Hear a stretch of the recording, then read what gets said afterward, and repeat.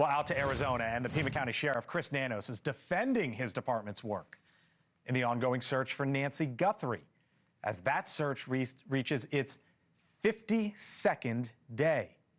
No arrests, solid leads, or suspects, at least that we know of.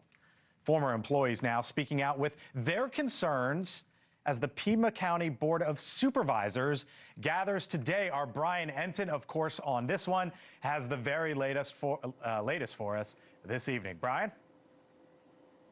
Yeah, Blake, the sheriff in Pima County is really in hot water. Obviously, the nation has gotten to know him because of the Nancy Guthrie investigation, but it sounds like there have been issues in Pima County for months involving him, and now there are questions about whether he lied about his resume, questions about his previous job in El Paso, Texas, and whether there were issues there that he did not disclose when he got his job at the sheriff's office. There's a meeting happening right now with the Board of Supervisors in Pima County where they are trying to come up with a possible plan to essentially throw him out, although that's difficult because he's an elected sheriff. There's a recall that is also a possibility where they would take it back out to the voters.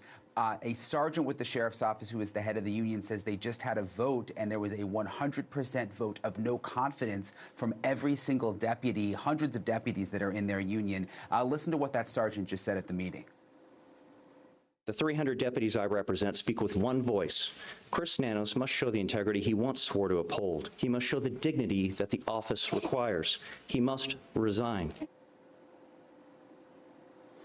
So the sheriff, Blake, has said, look, he hasn't done anything wrong in terms of the Nancy Guthrie investigation. He says he stands by all of the decisions he's made, but there's still no suspect, no arrests, and a lot of questions still about early on whether he cleared the crime scene too quickly, and also whether he was reluctant to get the FBI involved. Blake. So Brian, I mean, look, this is a live look there in Tucson. This is local government, right? You elect an official. If you think that person is not doing a good job, you go down to the, you have a meeting, you have a hearing. I heard you on the vote of no confidence. That's kind of the way local government works. There's a recall effort in place. I bring it up because at the end of the day, is it still only up to one person, his future, and that being the sheriff himself?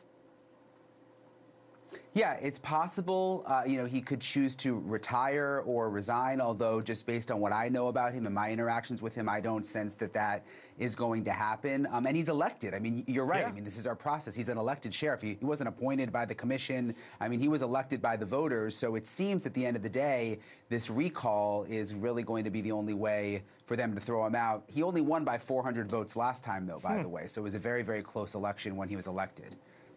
How long is he in office still?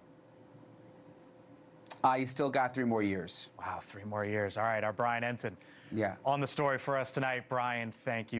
Thank you for watching. Subscribe below and download our NewsNation app right now on your phone, and you will get fact-based, unbiased news for all Americans.